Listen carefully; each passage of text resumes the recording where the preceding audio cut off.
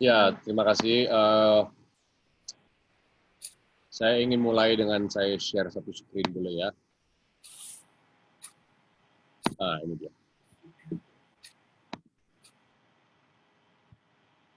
Oke. Saya mau baca, ada tulisan kutipan. Ya, bagi saudara-saudara yang kalau nggak salah 2 malam lalu kita bahas kenapa kita mengambil banyak tulisan Roh Nubuat. Kita ini suatu umat Gereja Advent hari ke-7, umat yang hidup di zaman penghakiman, yang sebentar lagi penghakimannya sudah mau selesai. Harus ingat bahwa identitas kita adalah tulisan-tulisan Roh Nubuat, sehingga kita menganggap tulisan Roh Nubuat ini adalah penuntun bagi umat Tuhan yang hidup di akhir zaman. Ya, di saat Kristus ada di dalam bilik maha suci. Ya.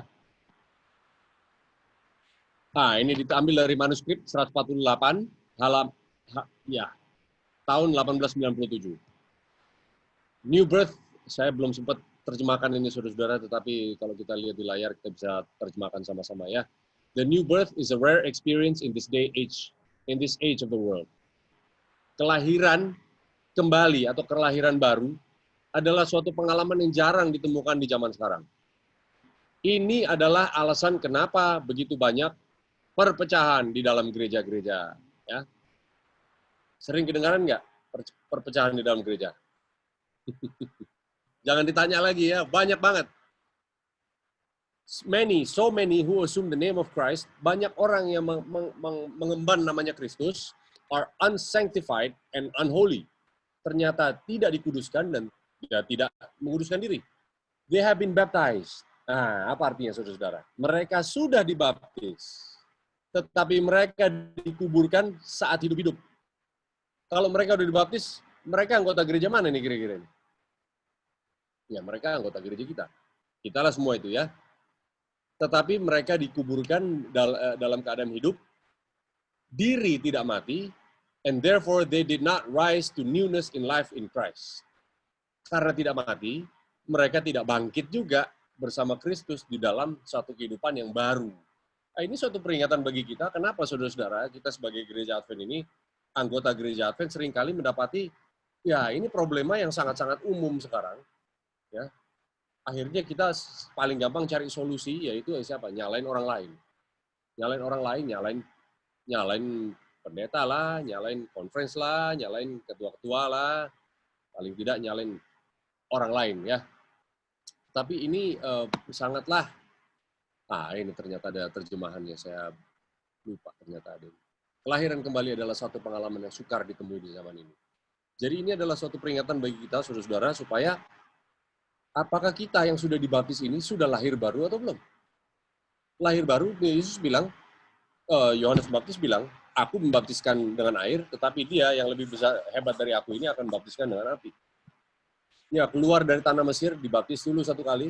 Ya, kalau mau melihat skemanya, masuk di dalam Laut Merah dulu. Lalu ada satu lagi, yaitu kita dibaptis di saat mau masuk ke tanah Kanaan. Sorry, saya mau hapus lagi ini ya. Nah, ini saya ada satu tulisan lagi. Kemarin saya sempat bilang bahwa di saat menghadapi pintu kasihan tertutup, pintu kasihan mau ditutup ini, ada satu fenomena yang dilihat, dikasih penglihatan oleh Tuhan kepada Nyonya White, adalah, waduh ternyata banyak sekali dari kita ini tidak siap. Makanya dia tulis di dalam ini, Christian Service, ya, pelayanan Kristen halaman 41, paragraf pertama. It's a solemn statement that I make to the church. Ada suatu pernyataan yang benar-benar kusuk saya buat untuk mengenai gereja, that not 1 in 20 whose names are registered upon the church books. Apa artinya? Berkaitan dengan tadi. Tidak satu dari 20 orang yang namanya sudah terdaftar dalam anggota gereja, sudah dibaptis, are prepared to close their earthly history and would be as verily without God. Akan tidak siap di saat menutup, Tuhan akan menutup sejarah dunia ini, dan akhirnya mereka seakan-akan memang tidak ada, Tuhan tidak lagi bersama dengan mereka. Ini berkaitan dengan tulisan tadi. Nah sekarang kenapa? And without hope in this world as the common sinner. Ya, mereka tidak seakan-akan ada Tuhan yang mengampuni mereka dan mereka tidak punya pengharapan, seakan-akan tidak punya pengharapan seperti orang berdosa yang lain. They are professedly serving God. Mereka ini mengaku melayani Tuhan, tetapi they are more earnestly serving Mammon. Siapa ini Mammon, saudara-saudara? Mammon adalah uang. Ya, ini di saat Tuhan bilang, ya, kita kepada umat-umatnya, kamu menyembahku di mulut, tetapi yang kamu sembah ternyata bukan aku, ternyata Mammon. Nah, Mammon ini adalah dewa yang mereka sembah, orang-orang kafir, untuk menyediakan mereka uang. Nah, kita tidak sadari inilah membuat kita ini hidup kita suam. Sehingga, walaupun kita sudah dibaptis, tidak hidup bersama dengan Kristus, di dalam hidupannya Kristus, yang apa saudara-saudara? Kristus tidak takluk dengan namanya uang. Nah, bagaimana seorang Kristen tidak takluk dengan uang? Ya, kita perlu pengalaman. Pengalaman seperti apa? Kita sudah dikasih pengalaman demi amaran sejak gereja Advent ini dimulai.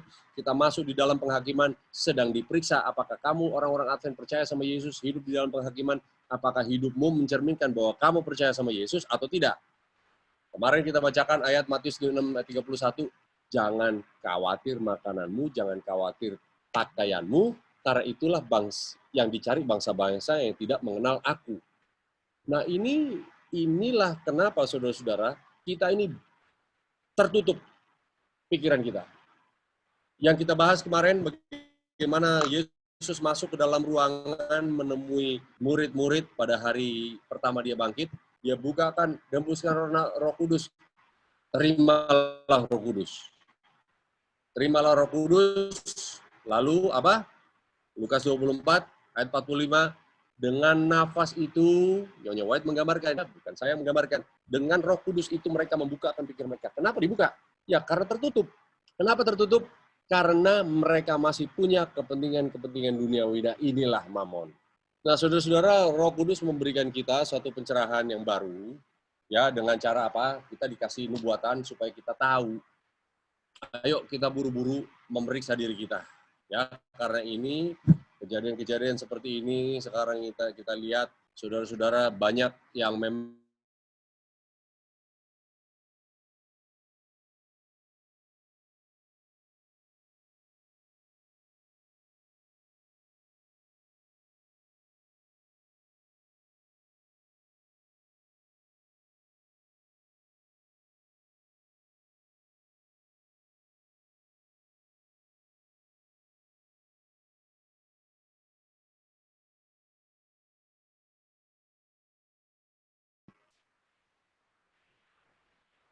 dengar semua, lambaikan tangan kalau kedengaran. Oke. Nah, maaf tadi sedikit terputus. Nah, Tuhan memberikan kita nubuatan supaya apa? Kita ini dibangunkan sekali lagi. Roh Tuhan ini adalah nubuatan. Hujan akhir adalah apa? Hujan akhir kemarin? Pikiran kita terbuka. Hujan akhir adalah knowledge.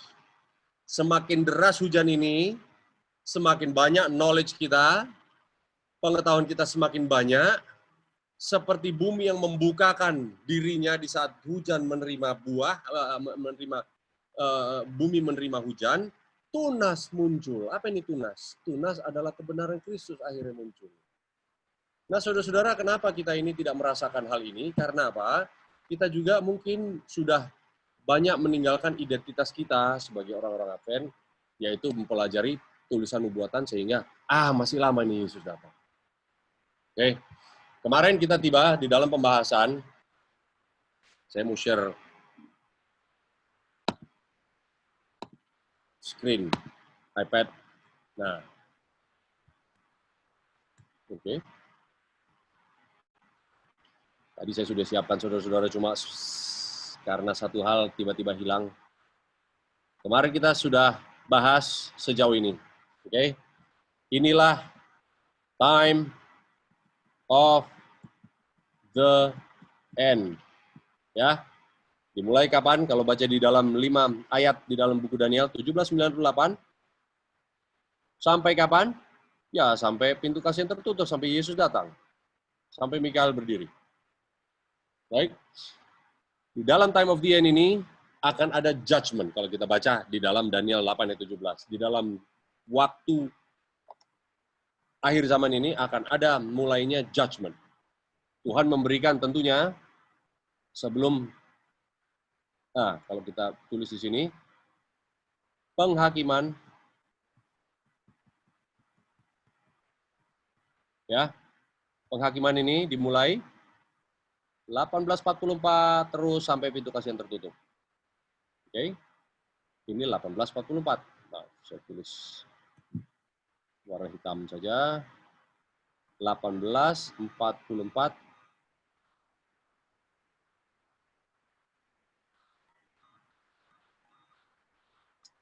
Aduh, susah banget ini tulisnya.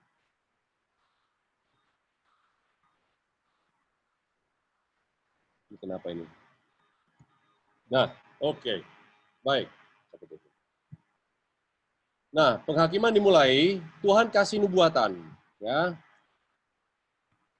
Nubuatan dimunculkan 1798 supaya 1844 orang-orang Kristen tahu bahwa penghakiman dimulai. Dan nubuatan ini berlangsung dari 1798 sampai 1844, yaitu Daniel 8 ayat 14. Tetapi Tuhan nggak tinggal diam saja, saudara-saudara, di saat penghakiman mau tiba, pintu kasihan mau ditutup, Tuhan kasih lagi nubuatan, ya. Karena Tuhan berbaik hati kepada kita, kasih tahu supaya kedatangan Kristus bukan seperti maling atau pencuri di tengah malam. Kenapa pencuri tengah malam? Karena kita kecolongan ini di saat kita tidur. Tuhan kasih nubuatan supaya kita tidak apa? Tidak tidur. Kalau kita tidak tidur, ya tentu pencuri nggak mau masuk, saudara-saudara, karena ada orang di dalam rumah. Betul ya? Tuhan kasih nubuatan sekali lagi. Daniel 11 ayat 40 bagian B sampai 45. Nah, kapan ini tergenapi? Kita kemarin sudah bahas, kalau saudara-saudara belum sempat hadir kemarin, mungkin bisa melihat pelajaran melalui rekaman nanti. Penggenapan Daniel 11 ayat 40b sampai 45 ini dimulai kapan? Inilah eranya, 1989. Nah, saudara, skema ini, the time of the end ini, adalah seluruh inti dari rencana keselamatan ini harus secara sempurna selesai di sini. Yang dihakimi adalah orang yang mengaku percaya kepada Kristus. Ya, percaya kepada Kristus ini baru satu tahap, adalah pembenaran alias justification. Kalau sudah dipercaya justification, kita akan masuk ke dalam tahap kedua, yaitu apa? Sanctification. Tuhan bilang, kalau kamu percaya kepadaku, ya kan, kamu akan melakukan kehendak-kehendakku. Jadi penghakiman ini adalah untuk menyelesaikan iman Kristus yang Tuhan sedang tunggu pada umatnya. Ya. Nah, jadi di sini kalau kita perhatikan ada dua era yang penting, ya. Era ini penting, tetapi kita sudah lewati hal ini. Kita bukan umat yang menunggu penghakiman mulai, tetapi kita adalah umat yang sedang apa? Menunggu penghakiman sudah mau selesai.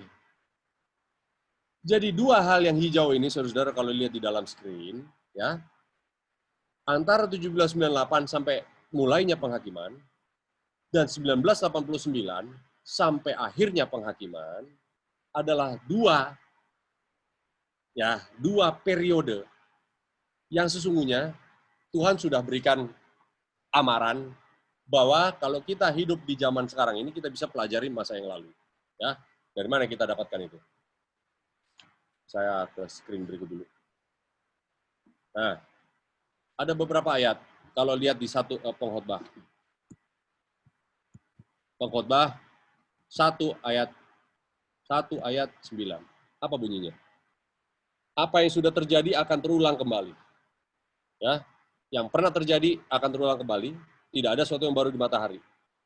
Oke. Ada dua ayat berikut. Yesaya 46 ayat 10. Gimana bunyinya? Coba boleh. Nah, ini yang saya mau lihat saudara-saudara. Saya saudara-saudara untuk lihat di Yesaya 46 ayat 10. Declaring the end from the beginning and from ancient times the things that are not yet done, say, my counsel shall stand and I will do all my pleasure. Bahasa Indonesianya. Walaupun kurang. Tuhan memberitahukan dari mulanya hal yang kemudian akan terjadi. Dan dari zaman purbakala, apa yang belum terlaksana, yang berkata, keputusanku akan sampai dan segala kehendakku akan kulaksanakan. Saudara-saudara, di ayat Yesaya 46 ayat 10 ini, kurang lebih sama dengan Pengkhotbah 1 ayat 9, bahwa apa yang terjadi di masa lalu akan terjadi lagi. Kenapa yang sudah terjadi di masa lalu ini akan terjadi lagi? Karena jawabannya di sini. Karena Tuhan menggambarkan apa yang sudah terjadi di masa lalu, ini akan terjadi di masa yang akan datang. Betul ya? Nah, kalau kita lihat di sini, saudara, kemarin kita bahas di hari pertama atau kedua kalau nggak salah ya, bagaimana kita melihat hujan akhir adalah kita melihat hujan awal. Tuhan menurunkan hujan awal kepada murid-murid di saat Yesus sudah bangkit pertama kali. Tuhan juga akan melakukan hal yang sama. Pentakosta akan terulang di zaman saudara dan saya. Bagaimana kita melihatnya? Ya lihat aja dari awalnya kayak gimana. Ya. Nah, di dalam skema yang kita lihat di papan tulis putih ini, apa yang terjadi di masa lalu, saya arsir warna hijau, akan terulang kembali di masa yang akan datang. Jadi kalau kita melihat ayat ini, ya, ada satu lagi, 1 Korintus, saudara-saudara sudah familiar dengan ayat yang ini, segala sesuatu yang menimpa mereka, 1 Korintus 10:11, adalah pelajaran, adalah ensample, adalah pola, adalah suatu contoh bagi kita yang hidup di akhir zaman karena kita sedang mengulangi. Nah, sekarang saya mau kasih tulisan Ronubuat yang berapa kali kita bahas kemarin, baca. Selected Message, volume ketiga, halaman 338. Ya, bunyinya adalah apa? Each of the ancient prophets, semua, satu persatu, ya, bukan beberapa, semua prophet, apa ini, nabi, berbicara mengenai eranya kita, lebih daripada mereka bicara mengenai eranya mereka sendiri. Nah, tidak heran di saat kita melihat skema ini, semua nubuatan nabi ini sedang terjadi mengacu kepada apa, saudara-saudara? Ini dia. Karena apa?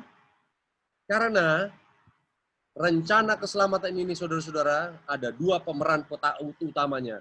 Yang pertama adalah siapa? Kristus. Yang kedua adalah siapa? Pengantin wanita. Atau prianya, ya.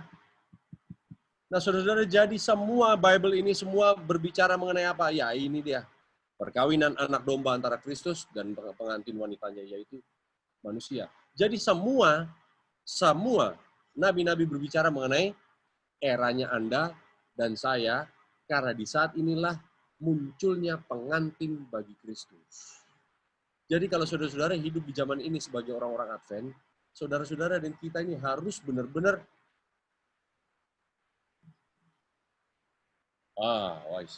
Oke. Ada yang minta karena ada yang ikut dari Malaysia, jadi ya kita sedikit bahasa Inggris. Waduh, jadi panjang, tetapi oke lah ya. Tetapi inilah begitu penting. Semua ini harus terjadi di eranya kita. Everything must take place here in our time. 1989 sampai pintu kasihan tertutup adalah semua rencana keselamatan selesai, dimeteraikan, done, finish. Ya, jadi kita cuma melihat, saudara-saudara, semuanya di saat Musa berbicara. Musa is talking about our time, ya. Yesaya bicara mengenai zaman kita. Siapa lagi? Daniel berbicara mengenai zaman kita. Yeskiel berbicara mengenai kita. Paulus berbicara mengenai kita. Nyonya White berbicara mengenai kita. William Miller pun menggambarkan apa yang sedang terjadi dalam kita. Segala sesuatu, everything traces back to the past. supaya kita melihat bahwa Tuhan katakan, I declare the end from the beginning. Saya kasih tahu bagaimana nanti depannya, dengan cara saya kasih tahu bagaimana awalnya. Nah, kalau kita tahu hal ini, oke, selected message. Jadi, bagaimana tidak, saudara-saudara? Saya kasih contoh satu lagi ya. Di saat bangsa Israel keluar dari tanah Mesir, mereka keluar tanggal berapa? Tanggal 14 bulan pertama, yaitu hari Paskah. Mereka berjalan putar-putar di tanah asing, wilderness di padang belantara. Di saat mau masuk, Tuhan kasih juga pelajaran bahwa mereka pun masuknya pada apa? Pada hari Paskah juga. Mereka menghancurkan kota Jericho, masuk di tanah Kanaan, harinya pun hari Paskah. Ya kan?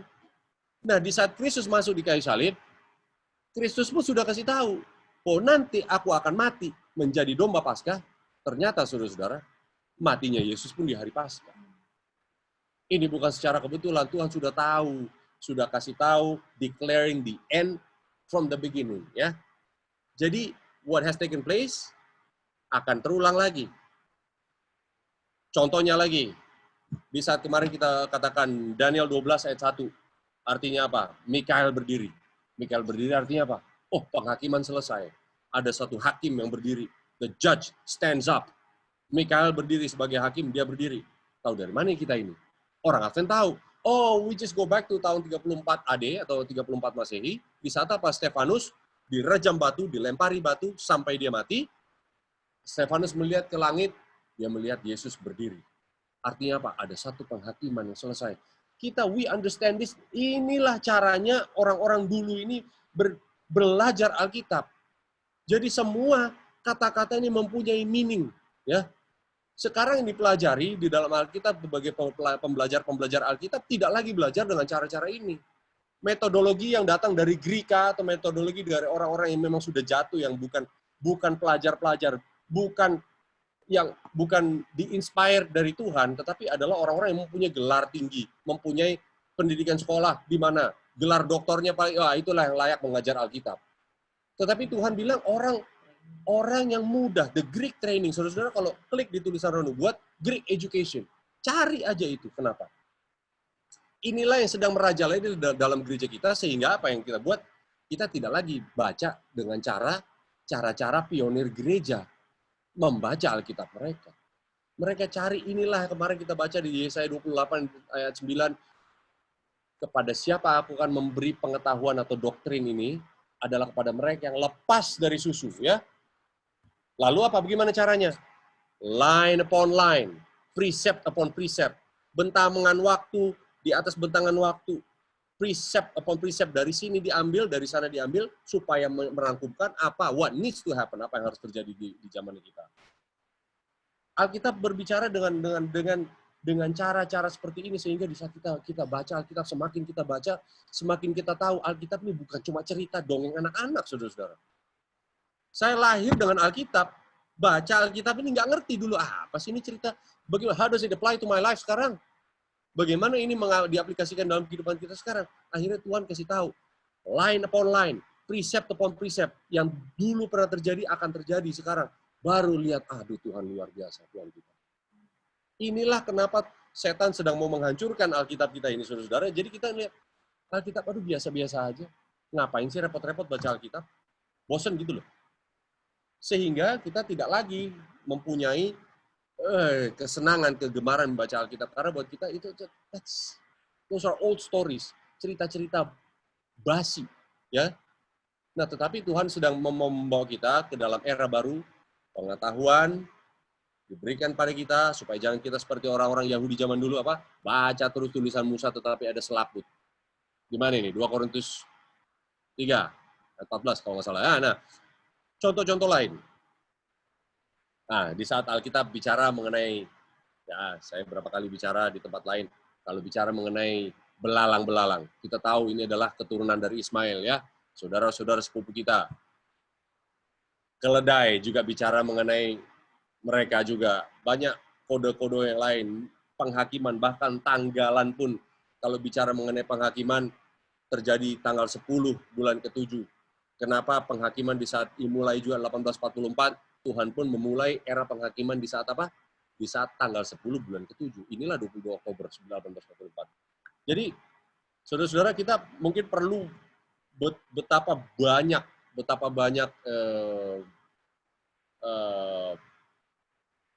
apa namanya, waktu untuk belajar bagaimana caranya untuk membaca Alkitab, tetapi kita nggak akan punya waktu malam hari ini. Jadi yang saya mau simpulkan, sehubungan dengan gambar ini, saya mau buat, dan ayat-ayat ini, saya mau buat paralelnya seperti ini, saudara. Apa yang terjadi? Ya, apa yang terjadi di masa lalu adalah gambaran apa yang harus terjadi di masa yang akan datang. Jadi 1798, ya, sampai penghakiman dimulai 1844, betul?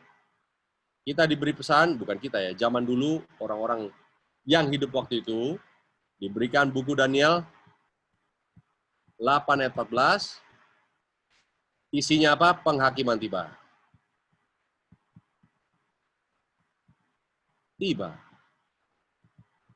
Dan di saat penghakiman tiba, Tuhan kasih satu hal lagi.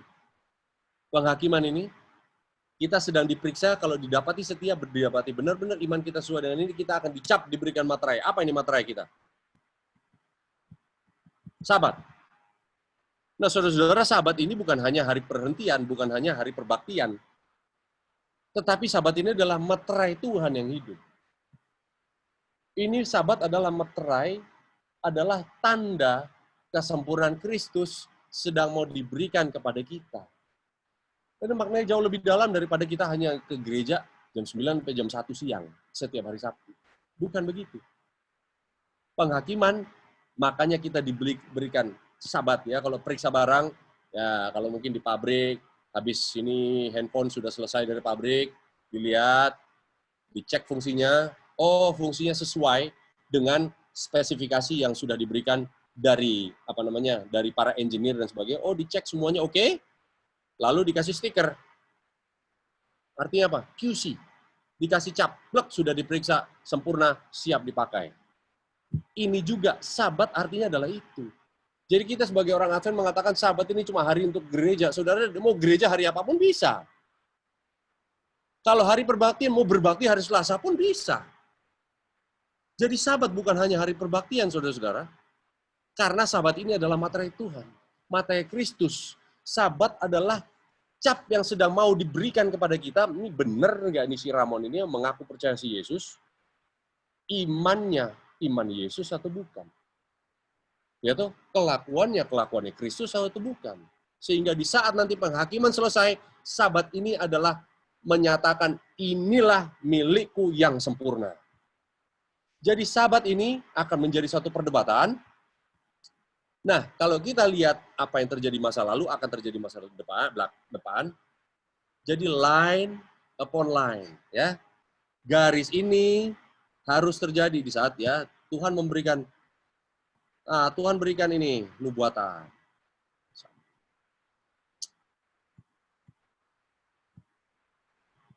Nah, tersambung ini line-nya ya.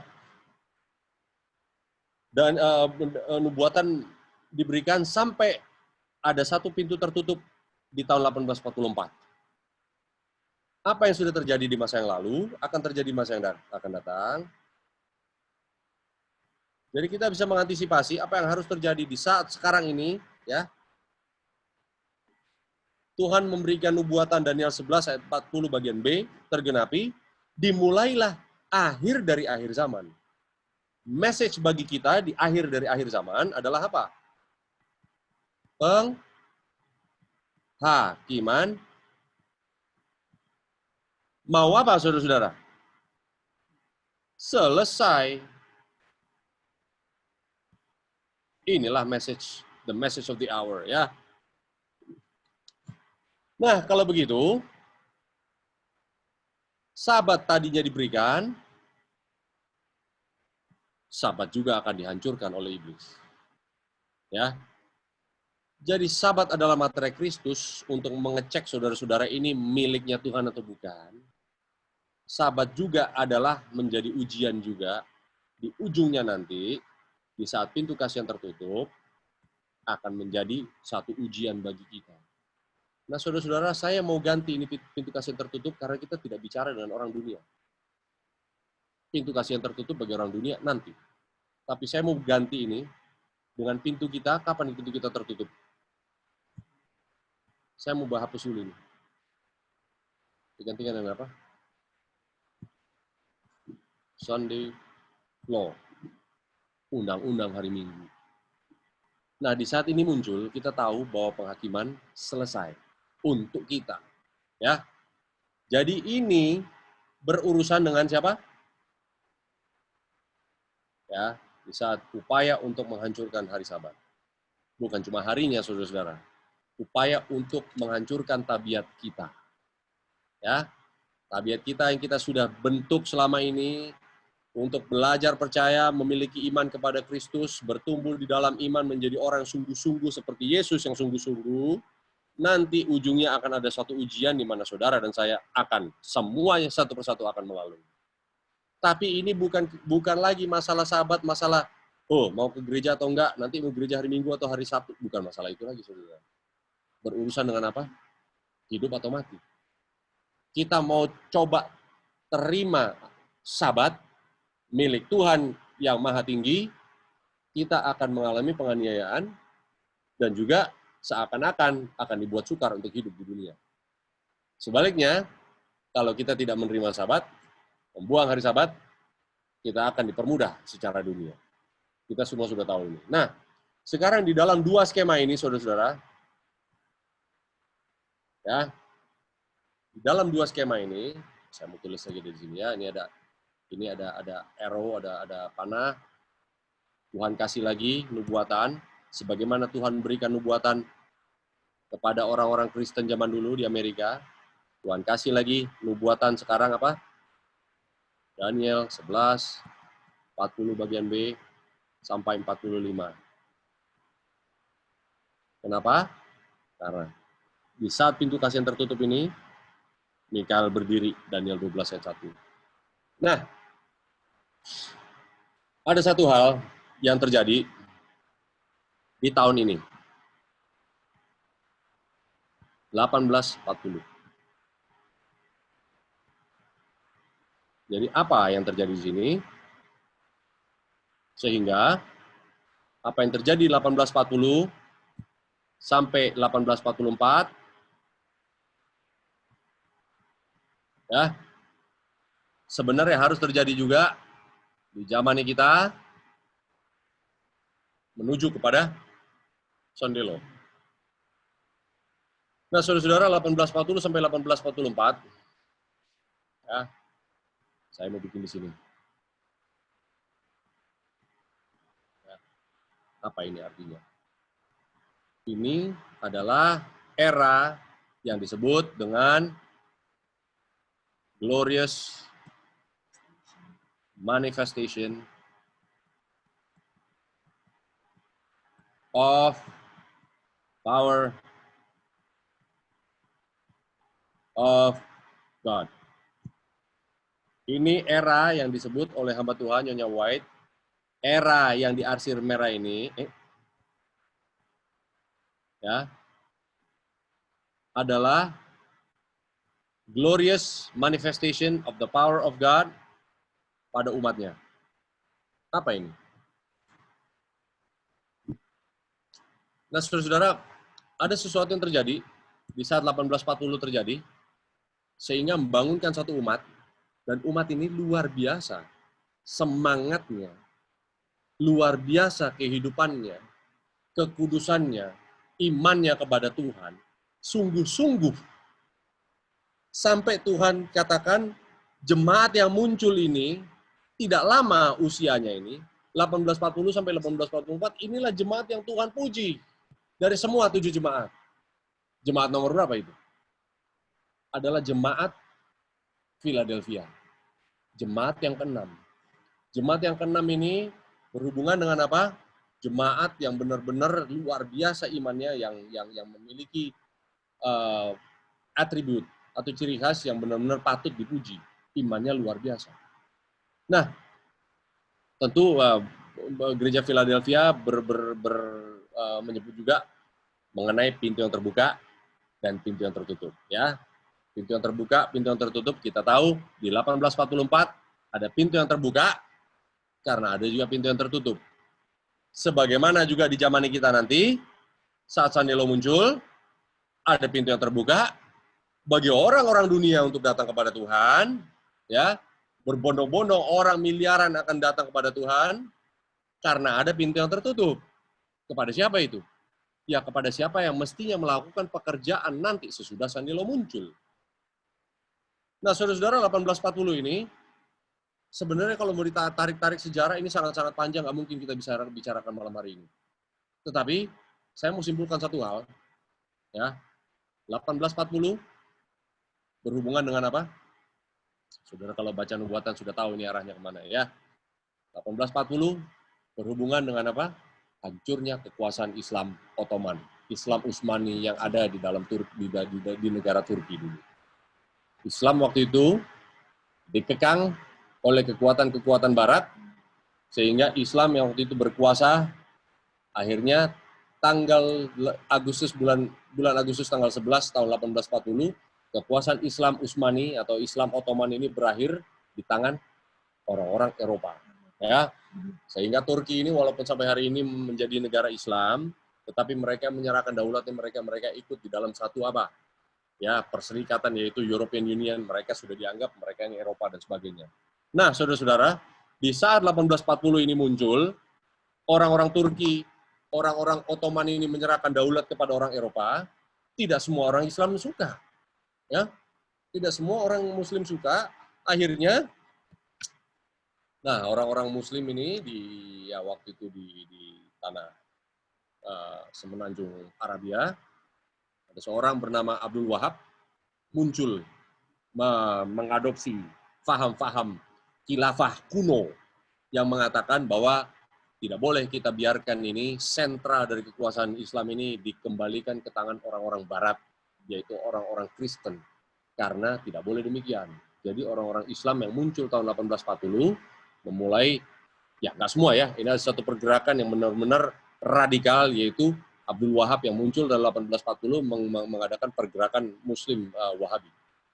Nah, kita tahu ini adalah Islam yang mau mengembalikan Islam, kejayaan Islam seperti zaman khilafah. Nah, saudara-saudara, ini sudah ditulis juga di dalam Alkitab, di dalam Yesaya 60, di dalam Wahyu 9, bahwa ini 1840 adalah era di mana dimulainya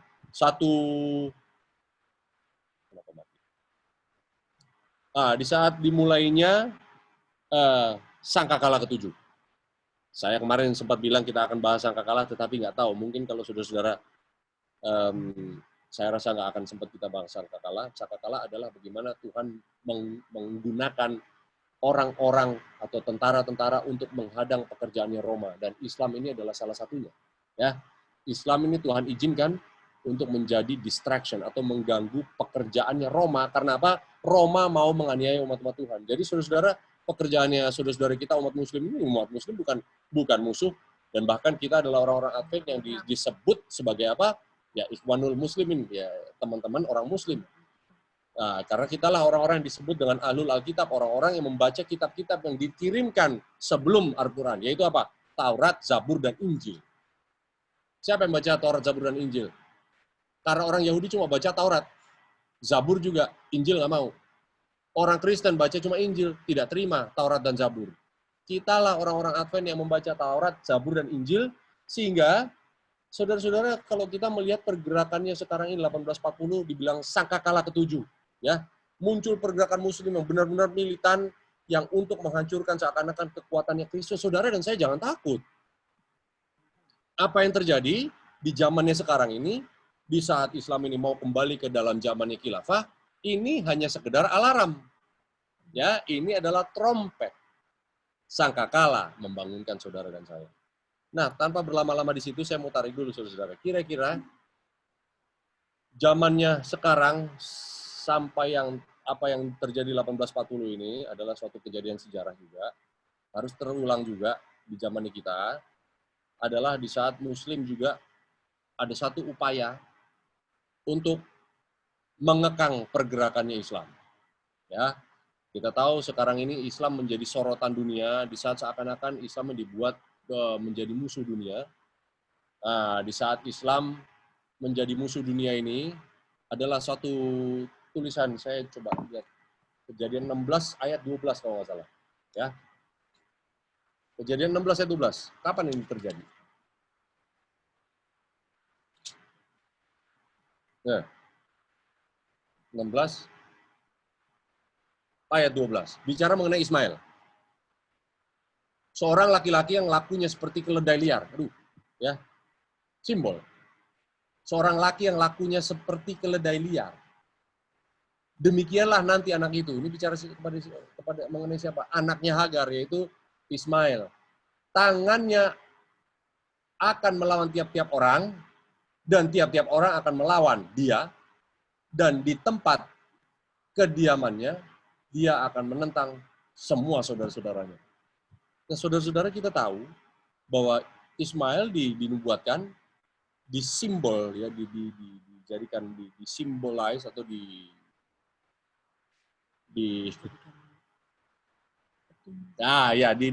simbol yang digunakan menggambarkan Ismail adalah seekor keledai yang liar lakunya, ya, di mana dia hidup, dia lawan saudara-saudaranya, tetapi semua orang mengekang pergerakan Ismail. Semua orang bekerja sama melawan Ismail, sementara Ismail lawan semua orang. Dia nggak peduli di mana dia tinggal, dia akan hantam. Ya. Nah, saudara, ini pernah terjadi 1840, sehingga seluruh dunia mengatakan ini harus we have to keep them in check, ya. Kita harus benar-benar harus mengekang dia. Sehingga apa yang terjadi di zaman sekarang ini, saudara-saudara dan saya, kita tahu there is a global war on terrorism. Sekarang ini ada peperangan seluruh dunia melawan terorisme. GWOT, ya, Global War on Terrorism. Semua orang berpegangan tangan melawan Ismail. Ya, tidak ada satu agama, saudara-saudara, yang menjadi perhatian dunia seperti, ya, saudara-saudara kita Muslim ini. Nah, tetapi kita nggak berpartisipasi dengan mereka, saudara-saudara. Adalah karena apa? Karena ini adalah sesuai dengan nubuatannya Tuhan. Tuhan izinkan ini terjadi karena mereka ini sedang mengganggu pekerjaannya Roma. Ya, Roma yang sedang mau menganiaya, nah, Roma yang sedang kekuatan yang sedang mulai muncul ini, ya, Roma yaitu Raja Utara, yang sedang mau muncul menganiaya umat-umat Tuhan, sudah siap. Waktu itu Roma sudah bekerja dengan Amerika Serikat, lama-lama menyiapkan untuk menganiaya umat Tuhan. Bagaimana tidak, saudara-saudara, ya? Waktu itu Yohanes Paulus II bicara mengenai apa? New World Order, tatanan dunia baru. Waktu itu Presiden Amerika Serikat juga, si George Bush senior, bapaknya, bicara mengenai the New World Order. Tahunnya sama, tahun 1989. Paus bicara tahun 1989, this is the time for New World Order. Ya. Lalu Gorbachev juga tahun 1989 juga berbicara dengan hal yang sama, the New World Order. Ini adalah bagaimana dunia yang sedang bersatu, ya. Tetapi di saat sedang mau bersatu, apa yang terjadi? Harus dikirim dulu, saudara-saudara. Karena apa? Karena orang Advent belum siap waktu itu. Kenapa belum siap, saudara-saudara? Karena kita belum membuka pikiran kita. Nubuatan-nubuatan harus terjadi dulu, sehingga di saat dunia sedang mau bergerak secara cepat untuk bersatu, kemudian memunculkan Sandelo, Tuhan berikan dulu sangkakala ketujuh, yaitu Islam dulu membuat satu problem yang besar, memberikan alasan untuk seluruh dunia bersatu mengekang pergerakan Ismail. Dimulailah sejak titik itu pergerakan namanya the Global War on Terrorism. Ya. Ah, ini dia. GWOT, Global War on Terrorism. Saudara-saudara, kalau kita tahu GWOT ini, Global War on Terrorism, perang terorisme secara mendunia melawan Ismail ini adalah cara yang paling ampuh. Salah satu cara yang paling ampuh untuk merampas apa? Merampas hak asasi manusia. Nah, kapan ini mulai? Kita tahu ini dimulai sejak serangan 9/11. Tahun 2001. Jadi kalau kita melihat, saudara, ini agak penuh nih tulisan ininya, tetapi Di saat global war on terrorism ini sedang berjalan, kita tahu saudara-saudara bahwa Islam ini bukan ancaman bagi kita. Ya, jangan takut. Islam dilambangkan dengan belalang-belalang. Nanti kita lihat beberapa slide. Islam diberikan lambang sebagai belalang-belalang. Tetapi di saat global war on terrorism ini, Muslim bangkit, tetapi menjadi cek sebenarnya adalah desain dari semua para globalis ini untuk mengambil hak asasi manusia. Karena sejak 2001, pada bulan yang sama, bulan Oktober ya, Amerika mulai merancangkan USA Patriot Act.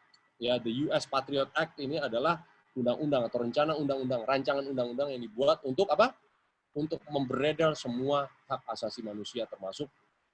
Nah, inilah 2001 dimulainya kalau kita bisa katakan apa ini? Roman Law, ya.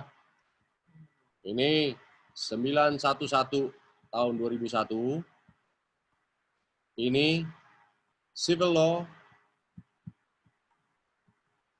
menjadi Roman Law. Saudara, ini ya belum langsung kelihatan di tengah jalan, tetapi ini aduh, Kak Ramon bertanya apa yang terjadi 1989 ini nggak bisa dibicarakan malam ini karena ini adalah pembicaraan kemarin ya. Civil law, Roman law ini adalah inilah tentunya yang disukai oleh Raja Utara yaitu Kepausan karena ini adalah milik Protestan. Ya, semua orang harus diadili baru dinyatakan bersalah. Tetapi kalau Roman law dinyatakan bersalah dulu baru bisa diadili. Kalau perlu diadili, kalau nggak pun yang penting kita tangkap dulu. Nah, saudara-saudara, ini membawa kita masuk kembali ke dalam zaman kegelapan. Roman law ini kalau saudara nggak perhatikan, ini sedang terjadi. Bahkan dengan ini coronavirus ini adalah culmination ya, perkembangan Roman law ini sedang kita bisa lihat di saat Amerika atau seluruh dunia ini sedang merancangkan bagaimana ini untuk hak asasi manusia ini diambil. Ya, di Amerika Serikat membuat namanya penjaranya Guantanamo Bay. Ini adalah salah satu contohnya juga kenapa Amerika Serikat sedang mengambil testing the water, ya, artinya sedang mau coba-coba mereka ini bisa diganggu gugat nggak, mereka punya Roman law, ya. Di dalam Guantanamo Bay ini sedang dipraktekkan satu Roman law yang benar-benar luar biasa, ya. Siapapun yang dicurigai sebagai teroris atau menjadi ancaman ekstremis dalam beragama dan sebagainya, tangkap aja dulu sebelum diadili. Banyak ratusan sekarang masih di dalam Guantanamo Bay ini tidak mengalami pengadilan, tetapi masih ada di dalam. Walaupun desakan-desakan semua untuk memberedel ini Guantanamo Bay ini, penjara Guantanamo Bay, tetapi setiap presiden Amerika Serikat sejak tahun 2001 semuanya janji, saya akan bongkar ini Guantanamo Bay. Ya, Obama juga 8 tahun jadi presiden tidak dibongkar. Ini Trump juga dibilang, tapi kalau Trump justru bilang, no, I like Guantanamo Bay, it's okay. Ya. Jadi Roman law ini sedang dilaksanakan di Amerika Serikat, di bawah semua radarnya kita nggak sadari.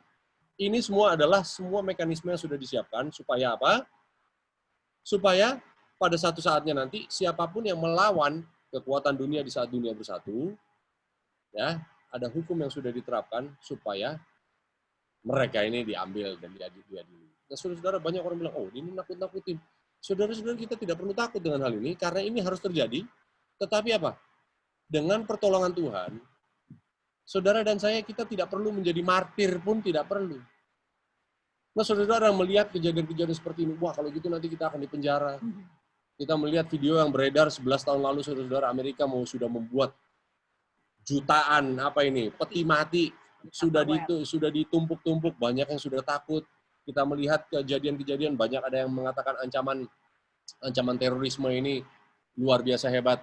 Nah, kalau kita percaya juga ancaman dari keledai ini atau Ismail ini akan terjadi 3 kali di eranya kita, ya. Pertama sudah terjadi 2001, 2 kali ini akan terjadi di masa yang akan datang. Banyak orang katakan, aduh, kalau begitu cilaka kita. Saudara-saudara, saya nggak mau berlama-lama di dalam nakut-nakutin ini, tetapi Tuhan katakan belalang-belalang ini, ya, belalang apa nih belalang? Mereka lah ini belalang-belalang. Ya, tidak ada satu ekor belalang pun hinggap di tanah Goshen, walaupun semua belalang dengan jutaan jumlahnya, miliaran jumlahnya menghabiskan segala sesuatu yang hijau yang ada di tanah Mesir. Betul kan ceritanya di tulah ke-8? Tuhan membukakan tulah ke-8 ini, semua belalang-belalang datang memakan segala sesuatu yang hijau ada di tanah Mesir, tapi tidak ada satu ekor pun belalang ada di tanah Goshen. Kenapa tidak ada, saudara-saudara? Karena apa? Goshen adalah tempat umat Tuhan. Nah, saudara-saudara, kalau kita melihat segala sesuatu yang sedang terjadi ini, kalau melihat ya umat-umat saudara-saudara kita yang keturunan Ismail ini sedang mengganas, kalau kita di Mesir, cepatlah kita pergi ke Goshen, karena disitulah umat-umat Tuhan berada. Nah, saudara, sekarang sedang anteng-anteng. Mesir adalah lambang dunia, ya. Sekarang sedang anteng-anteng nih, ceritanya lagi oke-oke aja. Nah, kenapa sekarang lagi oke-oke aja? Karena semua corner ini, semua aspek kehidupan kita ini sedang coba dibredel satu-satu, tetapi akhir dari segala sesuatu adalah semua hak asasi manusia harus dirampas. Nah, saya mau berikan beberapa slide di sini. Stop share dulu ya.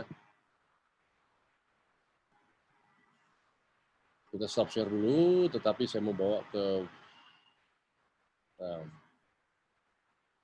saudara ingat kemarin saya berapa kali bagikan ini, saya yakin ada beberapa saudara pernah lihat kita punya pelajaran yang seperti ini. Share screen.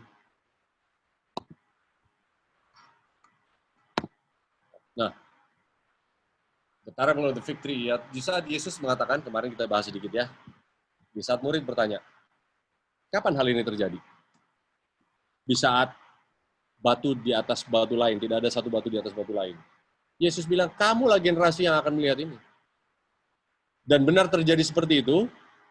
Jadi untuk pertanyaan kedua dengan jawaban yang sama, Yesus mengatakan, kalau kamu lihat pohon-pohon ara bertunas, dan semua tunas-tunasnya muncul, ingatlah bahwa itulah hampir dari akhir zaman. Kalau kita tahu akhir zaman disamakan dengan apa? Dengan summer is harvest, ya. Kalau summer sudah datang, musim panas sudah datang, sudah telat artinya, ya. Jeremiah 8 ayat 20 sampai 22. Harvest is past, summer is ended. Is there no balm in Gilead? Tidak ada lagi obat untuk Gilead kalau summer sudah selesai. Jadi munculnya buah ara ini berhubungan dengan apa? Bahwa summer sudah sebentar lagi tiba. Nah, apa yang membuat olive atau fig tree ini atau pohon-pohon zaitun ini muncul adalah satu fenomena yang kita kenal sebagai, kelihatan di sini ya, yaitu sebagai hujan akhir. Hujan akhir ini akan memunculkan satu kondisi, hujan ini akan membasahi tanah. Kalau kita lihat di Yesaya 61 ayat 11, for as the earth brings forth her bud, and as the garden causes the things that are sown into it, spring forth. Sebagaimana bumi mengeluarkan tunasnya, dan taman-taman mengeluarkan segala sesuatu yang sudah ditabur untuk muncul ke permukaan, demikian juga Tuhan akan membuat kebenarannya untuk muncul, untuk dihadapkan kepada seluruh bangsa-bangsa. Ini adalah kiasan. Di saat hujan akhir ini turun, tujuannya adalah untuk memunculkan tunas, karena tunas adalah kebenaran dari Tuhan pada umatnya. Yesaya 45 ayat 8. Apa yang membuatkan tunas ini muncul? Ya, yang membuat tunas ini muncul adalah drop down ye heavens from above and let the skies pour down righteousness. Turunlah dari langit, dari atas, dan biarlah langit mencurahkan kebenarannya. Let the earth open, biarlah bumi membuka. Let them bring forth salvation, biarlah mereka memberikan keselamatan. And let the righteousness spring up together. Ya, ada satu hal di sini, kebenaran ini akan muncul sama-sama. Bukan berpisah-pisah waktunya, tetapi akan muncul bersama-sama, akan memiliki konotasi ada persatuan. I, the Lord, created it. Ya. Apa yang harus terjadi di zaman kita adalah satu hal, yaitu rain, ya, yaitu hujan akhir. Yesaya 55. As the rain comes down, the snow from heaven returns not thither. Ya, di saat hujan turun, salju turun dari langit, tidak bisa kembali lagi ke atas, tetapi membasahi bumi, membuat segala sesuatu untuk muncul dan bertunas, supaya itu bisa memberikan seed atau benih kepada yang menabur, dan memberikan roti kepada orang yang memakan. Demikian juga firmanku yang keluar dari mulutku tidak akan kembali secara sia-sia, tetapi akan menyelesaikan apa yang berkenan untuk aku, Tuhan katakan. Ya, akan menyelesaikan apa yang sesuai dengan kehendak Tuhan. Jadi Tuhan katakan, Yesus katakan Matius 24, kalau kamu melihat semua pohon atau pohon ara bertunas, ketahuilah itu waktunya sudah dekat dengan musim panas, musim tuai. Apa yang membuat tunas muncul adalah di saat hujan turun. Nah, kita tahu kalau Christ Object Lesson adalah kebenaran Kristus muncul, disinilah ya Christ Object Lesson perumpamaan Tuhan Yesus, di saat kebenaran muncul artinya orang-orang sudah siap untuk dipanen. Ya, bicara mengenai tanaman-tanaman ini biasanya bicara mengenai manusia. Nah, saudara-saudara, berhubungan dengan apa yang tadi saya gambarkan, bahwa 1840 sampai 1844 ada suatu kejadian, yaitu saudara-saudara kita, orang-orang Ismail yang dikekang oleh kekuatan barat. Lalu, di zaman kita sedang terulang, ada global war on terrorism, semua mata tertuju kepada Ismail, semua pergerakan Ismail sedang diawasi. Pergerakan Ismail akan memberikan semua alasan-alasan untuk seluruh kaum globalis, pemimpin-pemimpin dunia untuk mengambil kebijakan-kebijakan, membuat undang-undang yang sesuai dengan apa? Kebutuhan mereka, yaitu untuk mengambil hak asasi manusia. Ya. Bahkan militer Amerika Serikat sudah mendefinisikan apa artinya ini ekstremisme. Ekstremisme ini bukan identik dengan Islam saja, tetapi ekstremisme adalah siapapun yang mengangkat apanya? Kitab suci agamanya lebih tinggi daripada undang-undang negara. Itulah ekstremis. Ya. Jadi kalau dunia sudah tahu ekstremisme ini definisinya apa? Siapapun menjunjung Alkitabnya di atas undang-undang yang berlaku di negara tersebut, itulah ekstremisme. Jadi kita sudah tahu, saudara-saudara, bahwa kita satu hari kelak akan harus memilih firman Tuhan di atas undang-undang manusia. Betul ya? Kisah berapa itu? Saya lupa ayatnya. Kita harus memilih menurut Kristus lebih daripada menurut manusia. Nah, ini era 1840 sampai 1844 sedang terulang di eranya kita. Sejak 2001 ada suatu upaya seluruh dunia untuk mengekang pergerakannya Ismail ini, supaya mengambil satu persatu di bredel hak asasi manusia. Tuhan sudah mengingatkan hal ini, saudara-saudara. Hal ini harus terjadi di eranya kita 1989 sampai sekarang. Tuhan memberikan ayat di Amos 7 ayat 1 sebagai salah satu tanda juga. Di saat hujan ini sedang turun, hujan air sedang turun, menandakan sebentar lagi musim panas, sebentar lagi musim tuai, kebenaran Kristus sedang muncul, sedang membasahi hati manusia. Tuhan memberikan tanda Amos 7 ayat 1. Ya. Di saat in the beginning of the shooting up. Apa ini tulisannya? In the beginning of the shooting up, di awal dari munculnya tunas, ya, di saat mau munculnya tunas ini, ya, di saat hujan sedang turun, for the latter growth, untuk pertumbuhan akhir, ya, di awal dari munculnya tunas untuk pertumbuhan akhir ini, Amos melihat, thus hath the Lord God showed me. Tuhan memberi penglihatan kepada Amos bahwa dia sedang membentuk atau mengirim belalang-belalang. Ya. Jadi fenomena yang sedang terjadi, musim semi sedang tiba, musim sedang bertunas. Kalau lihat gambar ini sudah mulai bertunas. Ini biasanya apa? Musim semi. Musim semi ini adalah musim hujan untuk siap dituai. Nah, biasanya musim semi ini adalah biasa fenomena datang dengan apa? Belalang-belalang. Sekarang ini, saudara-saudara, bulan April 2020, kita sedang menghadapi musim semi. Kalau di belahan utara, ya. Dari dari seluruh bagian belahan utara sedang mengalami musim semi. Biasanya musim semi juga, kalau saudara perhatikan beberapa bulan lalu, bulan Maret, ada fenomena yang luar biasa terjadi. Setiap tahun pasti terjadi. Adalah apa? Belalang-belalang datang. Ini fenomena alam menggambarkan, mengajarkan saudara-saudara dan saya apa yang harus terjadi sekarang ini. Kalau musim semi ini belalang-belalang tiba, artinya habis musim semi adalah musim panas. Di saat musim panas, musim tuai, berarti saudara-saudara di saat kita sedang hidup di musim semi, kita harus tahu belalang-belalang akan muncul. Apa ini belalang-belalang, saudara-saudara? Nah, inilah salah satu tandanya ya. Ya, biar diperbesar dikit lah. Grasshoppers ini adalah belalang-belalang. Ya, belalang-belalang ini apa kalau gitu? Sebagai tanda, inilah Tuhan sedang hujan, akhir sedang turun. Masih rintik-rintik, saudara-saudara. Kemarin kita bahas 2 tahap. Lalu ada tanda berikut, selain belalang, ini sedikit panjang yang ini, Yesaya 27 ayat 2, 8, dan 6. Ya, ini suatu syair menggambarkan bagaimana Tuhan memelihara umatnya. I will water every moment. Tuhan memberi air setiap saat. Tuhan menjaga supaya lest anything hurt it, supaya tidak ada yang merusaknya. I will keep it night and day. Aku memelihara siang dan malam. He shall cause them to come. He shall cause them that come of Jacob to take the root. Tuhan akan membuat keturunan Yakub untuk berakar dan Israel akan blossom and bud.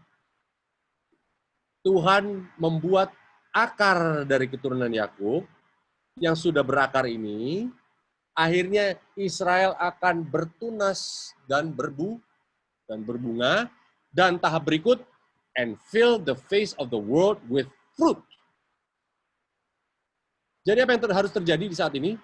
Adalah di saat Israel ini sedang ditunggu untuk bertunas, di musim hujan, karena tunasnya akan muncul dan akan memenuhi seluruh bumi dengan buahnya. In measure, ya. Di saat ini masih ditakar lah, ini in measure, when it shoots forth. Di saat hujan ini masih rintik-rintik, di saat ini sedang shooting forth, muncul atau bertunas, you will debate with it. Akan ada perdebatan. Apa artinya, saudara? Di saat ini munculnya tunas ini, di saat hujan akhir ini akan ada perdebatan. Inilah yang dilihat oleh Yeskiel, ditulis dalam Yeskiel 3. Di saat umat Tuhan disuruh, buka mulutmu, anak manusia, aku akan berikan buku ini, aku akan berikan nubuatan ini, makan ini buku. Makan ini seperti Kristus. Domba Paskah dimakan sampai menyatu dengan tubuh kita. Lalu Yeskiel dikirim oleh Tuhan, I will send you amongst my people. Aku akan kirim kembali kepada umat. Apa yang terjadi? Umatku akan menolak. Nah, saudara-saudara, ini yang terjadi di saat hujan sedang turun membasahi gereja Masih Evergreen 7. Beberapa dari orang-orang dalam gereja Masih Evergreen 7 membuka hatinya. Pikirannya terbuka karena pengetahuan, karena kasih Kristus. Yesus membuskan napasnya, Roh Kudus. Di saat hatinya terbuka, tunas mulai muncul. Di saat tunas mulai muncul, apa yang terjadi? Perdebatan terjadi. Apa yang dikatakan? Nggak benar itu. Itu ajaran-ajaran aneh. Itu ajaran sesat. Nah, bagaimana tidak, saudara-saudara, ini pun sudah terjadi 1844, di saat kebenaran Tuhan sedang membasahi umat-umat Miller, ya, pergerakan Miller, Nyonya White ada di dalamnya. Orang-orang Advent sebelum 1844, membasahi hati mereka, mereka mulai bertunas, bicara tidak lain kecuali kedatangan Kristus, saudara-saudara. Apa yang terjadi? Di dalam gereja-gereja mereka, Nyonya White dan keluarganya dikeluarkan. Mereka tidak mengeluarkan sendiri, saudara-saudara. Jadi tidak ada upaya kita untuk hari ini mengeluarkan diri dari gereja kita. Amin. Tapi mungkin kita dikeluarkan. Kalau pemimpin kita, pemimpin macam-macam ya, di daerah beda-beda, mungkin pemimpinnya beda-beda. Mungkin tidak akan terima. Di saat kita membuka pikiran kita, saudara-saudara, apa yang terjadi? Kita akan menerima kasih Kristus. Ini will be sweet in your mouth. Ini Jeremia 15 ayat 15, 16, 17. Jeremia menerima nubuatan ini, orang Advent menerima nubuatan ini. Waduh, luar biasa. Nubuatan kita. Tuhan membasahi hati kita, terbuka pikiran kita, hati kita memunculkan kebenaran Kristus, pertobatan mulai lagi, saudara-saudara. Kelahiran baru yang jarang terjadi di dunia ini, ya awal dari pertemuan kita malam hari ini, kelahiran baru yang jarang terlihat orang di zaman kita ini akan kemudian muncul. Mana tuh tulisannya? Nah, adalah tadi ya di awal dari pertemuan kita. Inilah yang sedang terjadi di saat kita ini, saudara-saudara. Kalau kita tidak ada pertobatan, cuma ngomong doang, boleh ngajar tapi nggak ada perubahan hati, tidak ada sesuatu yang baru keluar dari mulut, tidak ada sesuatu yang freshening di dalam relationship, tidak ada sesuatu yang refreshing dalam rumah tangga, tidak mengatakan, aduh luar biasa Tuhan, God is good. Bukan cuma slogan, God is good all the time. Itu omong kosong, saudara-saudara. Nggak usah disambut kalau tidak datang dari hati kita yang paling dalam. Artinya harus ada pertobatan karena ini kebenaran Kristus yang Yesus sedang muncul, ya. Nah, inilah yang dilihat oleh Yesaya, inilah yang dilihat oleh Amos. Betul? Amos melihat ada grasshoppers atau belalang-belalang muncul. Yesaya melihat apa yang dilihat oleh Yesaya. Di saat Israel sedang mau muncul tunasnya. Ya, di saat ada perdebatan. Yesaya melihat ada suatu angin keras dan ada seorang sedang menahan, ya. Yesaya melihat ada angin bertiup secara keras dari timur. Nah, ini ayat 8 ya. Angin keras dari timur, tetapi Yesaya juga melihat ada seorang menahan angin tersebut. Angin yang datang dari timur. Kita tahu persis, saudara-saudara. All prophets speak about apa? Semua nabi menuliskan mengenai apa? Mengenai era di mana saudara dan saya hidup sekarang ini. Yesaya dikasih penglihatan apa yang sedang terjadi hari ini. Amos dikasih penglihatan untuk melihat apa yang sedang terjadi hari ini. Paulus mengasih lihat apa yang sedang terjadi hari ini. Yohanes dalam menulis buku Wahyu melihat apa yang sedang terjadi hari ini.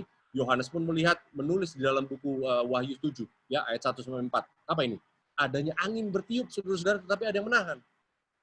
Jangan dulu bertiup, jangan dulu merusak segala sesuatu. Karena apa? Ada yang berkata, aku sedang memateraikan umat Tuhan yang namanya apa? 144.000. Jadi di zamannya ini sekarang ini di saat springtime atau musim semi ini diharapkan saudara dan saya bertobat, diharapkan membuka hati, kembali kepada identitas tulisan-tulisan roh nubuat, buka Alkitab, percaya Alkitab, bukan percaya pada diri sendiri lagi, bukan percaya pada hikmat manusia, bukan percaya pada perasaan manusia lagi. Tetapi mulai percaya kepada firman Tuhan sepenuhnya, inilah pemeteraian 144.000 sedang berjalan, saudara. Inilah yang dilihat oleh Yesaya, sehingga tanda berikut adalah apa? Angin dari timur, tetapi ada seorang menahan. Tanda yang tadi adalah apa? Belalang-belalang mulai banyak datang. Ya. Nah, dari mana belalang dan angin timur ketemu ini? Ya, kita sudah pernah lihat di dalam Tulah ke-8, Tuhan memberikan perintah kepada Musa untuk Musa, ulurkan tanganmu sepanjang hari, sepanjang malam, dan sepanjang hari, sepanjang malam untuk Musa ulurkan tongkatnya, dan pada hari tersebut, pada pagi berikutnya, Kejadian 10:12, apa di ujungnya ini, saudara-saudara? All that day and all that night, when it was morning, the east wind brought the locusts. Setelah bertiup sepanjang hari, sepanjang malam, angin dari timur ini, angin ini itu apa? Peperangan. Peperangan dari timur, peperangan yang dibawa oleh belalang-belalang ini, saudara-saudara. Belalang-belalang datang dari timur. Ini adalah apa? Menggambarkan bahwa era saudara dan saya akan dipenuhi dengan apa? Dengan pergerakan saudara-saudara kita dari keturunan Ismail. Ada satu lagi bahwa di Yesaya 60 juga bicara mengenai apa? Mengenai kedatangan Kristus, mengenai Yerusalem baru, ya, mengenai kemenangan Yerusalem. Berbicara juga mengenai apa, saudara-saudara? Mengenai keturunan Kedar yang ada di pulau-pulau yang ada di sebelah timur. Siapa ini kira-kira? Kita di pulau-pulau sebelah timur, keturunan Kedar. Ya mungkin kita salah satunya ya. Yesaya 60 juga bicara mengenai Ratu Sheba. Datang dengan segala pasukannya. Ratu Sheba membawa kekayaan yang ditumpuk dari seberang laut untuk menyelesaikan pekerjaan Tuhan. Ini adalah simbol bahwa Kehidupan saudara dan saya tidak jauh dari apa? Dari peperangan dari timur ini yang dilakukan oleh grasshoppers. Nah, ini sedikit-sedikit ayat ya. Kalau bicara di dalam Hakim-Hakim 6 ayat 3 sampai 5 bicara mengenai anak-anak dari timur. Siapa anak-anak dari timur? Ya, Hakim-Hakim mengatakan mereka menghancurkan dunia, bumi. Ya, lalu mereka seperti grasshoppers yang biru ini tulisannya ya. Mereka seperti belalang-belalang, jumlahnya banyak sekali saudara-saudara. Sekarang di Eropa menjadi problem baru. Oleh karena itu Trump juga mengatakan problema paling besar dunia ini ya. Trump sendiri mengatakan, bukan kita ya. Problem kita salah satu yang besar adalah apa?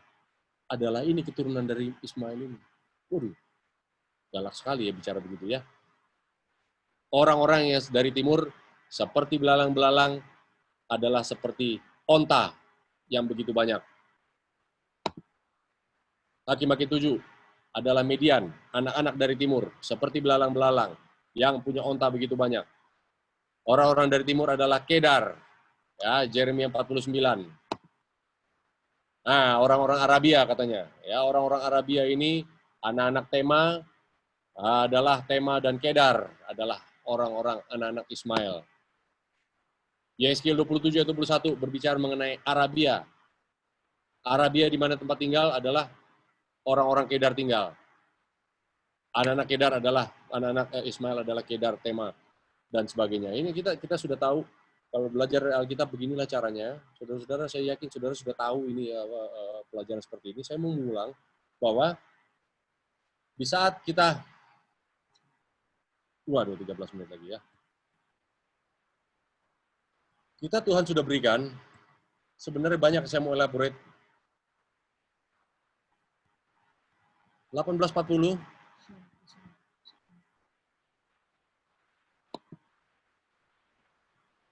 share screen.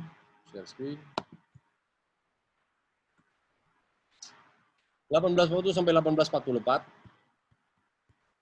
Ya. Dan kalau kita bisa tarik apa yang harus terjadi sebelum Sunday Law terjadi, inilah paralel kita. Kalau kita bisa simpulkan, katakan ya, anggap saja. Dan saya rasa ini benar. 2001. Karena kejadian 9 September, ya. Islam dikekang lagi. Ada satu fenomena di sini harus terjadi, saudara-saudara. Bagaimana ini juga harus terjadi di sini. Ya. Saya mau kasih beberapa tulisan. 1. PR buat saudara-saudara baca di rumah. Review and Herald 19 Januari 1905. Kedua, MR 760. Lalu MR 21 halaman 437. MR 15 halaman 317. Ya, oke, ini dulu lah. Ini berbicara secara spesifik mengenai era 1840 sampai 1844. Harus terjadi bahwa apa? God is not giving us a new message. Tuhan tidak memberikan kita message baru. Di sini tidak ada message. Arti yang berkumandang di sini harus berkumandang di sini, saudara-saudara. Oke? Tidak ada message baru. Harus berikan message yang proclaim di tahun 1843 sampai 1844. Ya, that brought us out of the churches, the fallen churches. Kabarkan semua pekabaran-pekabaran yang membuat kita keluar dari gereja-gereja yang sudah jatuh itu. Ya. Lalu MR 760. God bids us to give the message that stirred men and women. Tuhan memerintahkan kita untuk memberikan suatu pekabaran yang mengguncang laki-laki dan perempuan yang hidup di zaman ini. Kapan dikabarkan? Di zaman ini. Apa isi pekabaran ini, saudara? Kristus akan datang. MR 21437, message given from 1842 to 1844. Pekabaran yang diberikan tahun 1840 sampai 1844 are to be made forcible now. Harus diberikan kekuatan, diberikan dorongan sekali lagi. Many have lost their bearing. Banyak orang sudah kehilangan bearing. Apa ini bearing? Waduh, muatannya ya. MR 15 halaman 317.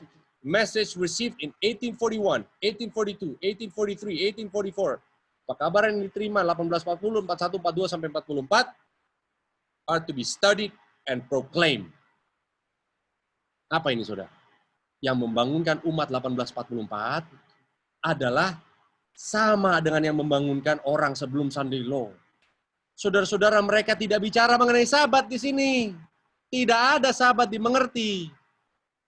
Sabat itu nanti di sini, saudara-saudara. Jadi kalau kita sebelum Sunday Law bicara mengenai sabat, saudara-saudara tidak tepat pada waktunya. Bukan bicara mengenai sabat kita dengan orang-orang.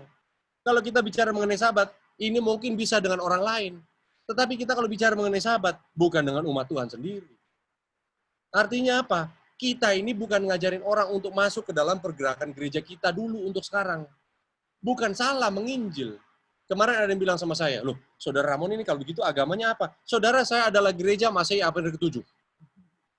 Oh, banyak yang bilang Saudara Ramon ini seperti Davidian. Saya bukan Davidian, saudara-saudara.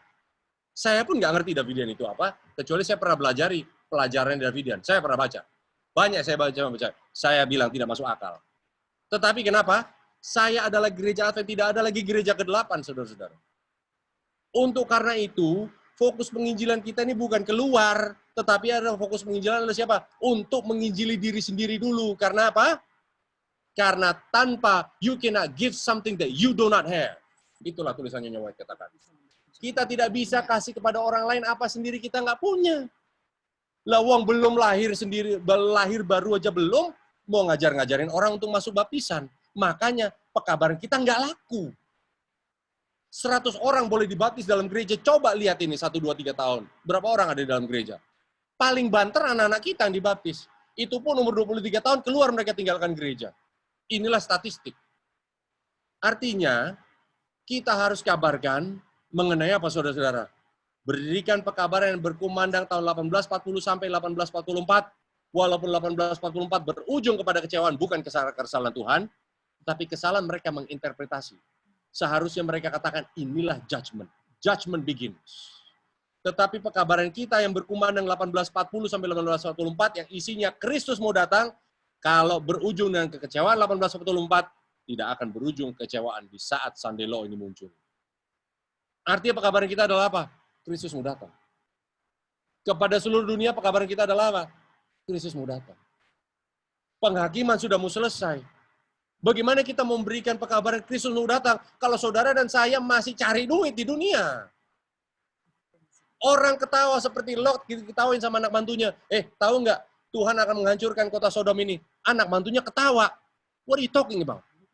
Look at yourself. Lihat dirimu sendiri. Karena apa? Karena sendirinya tidak mau berubah. Inilah yang menjadi permasalahan dengan gereja Advent, saudara-saudara. Kita ngomong teori, sendirinya tidak melakukan. Kalau cuma bicara sabat, gampang. Hari sabat cuma 1 kali, 1 minggu. Itu pun cuma 3 jam. Kuduskan sabat kalau kamu diselamatkan. Padahal bukan sabat juga menyelamatkan. Saudara, sabat adalah materai kita yang hidup di era penghakiman. Sedang diperiksa ini, lagi di QC. Saudara tahu, QC, quality control. Ini benar nggak nih? Handphone ini sesuai dengan spesifikasi. Semua dicek-cek. Kalau sudah dicek, sudah selesai dicek. Stempel. Inilah sabat. Apa yang belum sempurna sekarang ini, saudara-saudara? Adalah materai Tuhan yang belum sempurna adalah karakter Kristus. Apa yang Tuhan tunggu adalah saudara dan saya mengabarkan kedatangan Kristus yang tidak lama lagi. We have to believe. Melalui apa kalau gitu? Melalui pilihan-pilihan hidup, saudara-saudara. Kalau dibilang keluar dari kota, keluar dari kota. Kalau dibilang perbaiki rumah tangga, ya perbaiki rumah tangga. Perbaiki cara makan kita, perbaiki cara berpakaian kita, perbaiki cara penata layan kita. Inilah saudara-saudara, kalau kita sudah miss. Kita cuma bicara apa? Kalau mau diselamatkan, datanglah ke gereja jam 9 sampai jam 1. Stop makan babi, stop makan udang. Stop minum Coca-Cola, dan stop minum kopi. Saudara, itu murah itu.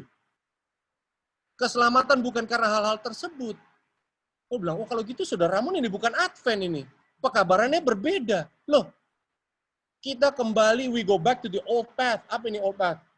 Give me the old time religion. Inilah yang membangunkan umat-umat sampai mereka keluar dari apa? Dari gereja-gereja mereka yang jatuh.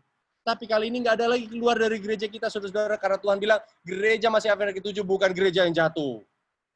Tetapi karena identitas sudah dibentuk di gereja ini. Iya, karena inilah gereja Tuhan yang satu-satu yang terakhir. Jadi mau keluar dari mana lagi? Karena identitas sudah ada di sini. Ya, walaupun ada sangat disayangkan, saudara-saudara. Mungkin kita akan dikeluarkan, tergantung siapa pemimpinnya kalau begitu, di mana saudara berada. Ya kan? Nah, tetapi Tuhan bilang kabarkan apa yang berkumandang. 18.40, 18.44, saudara, 1,5 jam kita coba. Tetapi establish 2001, 9/11 ini, bagaimana Islam dikekang.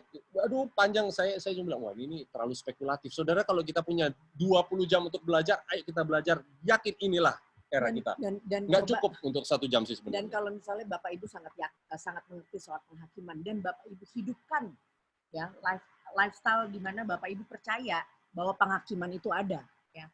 Bayangkan Bapak Ibu nggak usah ngomong. Ya. Seperti apa ya, contohnya kayak corona begini. Orang akhirnya nggak Islam, nggak Buddha, nggak Kristen yang lain. Itu akan tanya ke Bapak Ibu. Oh, pantas ya kamu hidup kayak gini. Pantas anak-anak kamu dididik seperti ini. Ya. Jadi kita nggak usah mengabarkan ke dunia, bukan berarti kita mendengar pekabaran tentang Muslim ini, kita langsung punya pikiran, ayo kita mengadventkan orang-orang Muslim. Kita pergi ke masjid-masjid. Bukan seperti itu. Muslim itu dipakai oleh Tuhan untuk alarm bagi kita. Contohnya kalau Bapak Ibu lagi masuk ke jalan tol. Misalnya kalau dari Bogor mau ke Jakarta ya, mau keluar ke Cawang. Itu kan ada tanda-tanda exitnya berapa meter lagi, Cawang berapa berapa exit lagi. Jadi kalau Ibu sudah tahu Cawang itu sebentar lagi exitnya, Ibu kan pasti akan ke kiri dengan sendirinya, atau mungkin yang di Amerika ke kanan ya gitu. Ya. Pasti akan berhenti pelan-pelan pindah jalur sehingga Ibu bisa dan Bapak bisa otomatis keluar di exit yang dimana Ibu dan Bapak tentukan. Ya, sama juga dengan nubuatan. Kalau kita melihat Islam ini diberikan tanda untuk kita umat Advent bahwa apa? Ayo umat Advent, exitnya sudah sebentar lagi. Kalau sudah sebentar lagi berarti apa? Kecepatannya lebih diturunkan karena kita mau pindah jalur. Karena jangan kita kecepatan terus, akhirnya kita miss jalurnya. Bablas jalurnya. Kalau kita lihat kita lihat ya sebelum corona ini terjadi, apa sih yang terjadi? Peperangan antara Irak ya dengan sempat sengit antara Irak dan Amerika. Ya, waktu itu kita sempat berpikir, ya apalagi orang-orang yang belajar nubuatan sempat berpikir, wah ini sudah waktunya nih, mungkin mereka mau kirim nuklir. Tapi lihat kasih karunia Tuhan, lihat bagaimana Tuhan mencintai kita, memberikan kita kesempatan lebih lagi, dikirimlah virus corona ini dalam kehidupan kita. Iran, bukan Irak ya, Iran. Dikirim virus corona ini. Kita nggak tahu, kita nggak nyangka ada virus seperti ini datang ke seluruh dunia. Sebenarnya kenapa? Coba kalau kita lihat ya, ciri suruh diajar di rumah. Ibu bapak nggak boleh keluar, harus lockdown di rumah. Dan bukan cuma itu, dianjurkan semua dokter, semua tim medis mengatakan bahwa apa? Udah nggak ada lagi Bu dokter yang bilang, oh jangan terlalu makan sayur, ya itu tidak sehat. Ya coba makan yang ini harus begini. Udah nggak ada lagi dokter yang berani atau punya kepercayaan diri untuk bilang seperti itu di era corona ini. Dokter mengatakan apa? Harus banyak makan sayur dan buah-buahan. Dan untuk corona ini supaya corona ini tidak stay di mulut kita, harus banyak minum air putih. Ibu bapak kita ingat nggak? Ini identitas yang Tuhan berikan di movement kita. Sebenarnya inilah Tuhan sedang datang. Masuk ke pribadi, lepas pribadi ibu bapak, masuk ke rumah tangga dan keluarga ibu bapak mengatakan, Tuhan sekarang sedang mengulurkan tangannya ke ibu bapak semua. Ibu bapak, mau terima nggak? Mau bilang sama Tuhan, Tuhan ini tanganku. Ambil tanganku Tuhan. Atau ibu bapak cuma duduk lagi nunggu-nunggu. Kapan ya nih corona selesai ya? Kapan ya? Karena kalau selesai, udah saya mau kembali ke kehidupan saya yang lama. Ibu bapak jenis yang mana? Kita semua jenis yang mana? Di era seperti ini bukan cuma dokter, semua orang bilang, waduh andaikan saya pindah ke country living, ke pedesaan. Orang-orang yang tadinya confidence untuk tinggal di kota. Sekarang udah mulai dak-duk-der, andaikan saya pindah ke pedesaan. Ibu bapak pikir nggak, inilah identitas yang Tuhan titipkan. Karena bila corona ini selesai, kira-kira apa yang akan terjadi dengan muslim yang akan menghantam lagi. Ibu bapak tahu kejadian 9/11 itu sangat besar. Itu belum ada apa-apanya, Bu. Itu belum ada apa-apanya. Kira-kira karena keledainya Bileam akan menyerang 3 kali. Keledainya Bileam akan menyerang 3 kali. Itu baru sekali, Pak. Sekali aja udah geger kita semua. Ini masih ada 2 kali nih, Pak. Ibu, masih ada 2 kali. Ibu bapak mau nunggu sampai yang keberapa kali? Untuk dapat memastikan hati ibu bapak bahwa Tuhan mencoba menyelamatkan kita semua. Ya, tetapi dan juga di Muslim ya, kalau kita lihat ya, ada yang namanya orang Muslim kan dibilang kan kalau orang Islam ini ialah aul Alkitab ya, atau mungkin orang yang mempelajari tentang nubuatan ya. Di Muslim itu katanya kalau orang tinggal di daerah Muslim ya, mereka itu katanya orang Kristen nggak apa-apa untuk tinggal di daerah Muslim, tetapi mereka harus berpakaian sopan. Ya, berpakaian sopan. Itu kan udah ada pelajarannya. Tidak boleh alkohol. Itu kan juga ada pelajarannya. Kita bukan cuma alkohol, Pak. Ibu, kita nggak boleh makan ini. Kita lebih dari apa yang ada di ajaran. Maksudnya bukan lebih ya. Kita mungkin diberikan identitas yang lebih lagi. Kita tidak boleh makan ini. Kalau bisa sih kita masuk ke plant-based diet kan gitu.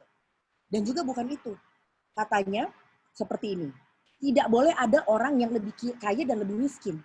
Jadi kalau yang kaya harus berbagi kepada yang orang miskin. Itu juga ada di ajaran kita. Dan juga harus bayar namanya apa namanya? Jizya. Ya. Nah, ini adalah bentuk-bentuk saudara-saudara kenapa sebenarnya di era sekarang ini Tuhan sedang mau mengangkat ya, mau mengangkat nilai-nilai kita, pilihan-pilihan kita. Sekarang orang-orang dunia saudara-saudara tanpa belajar Alkitab mereka tahu dunia ini sudah mau berakhir. Penguasa-penguasa dunia sedang mau menguasai dunia. Mereka tahu akan dibuat suatu sistem di mana hak asasi kita akan dirampas.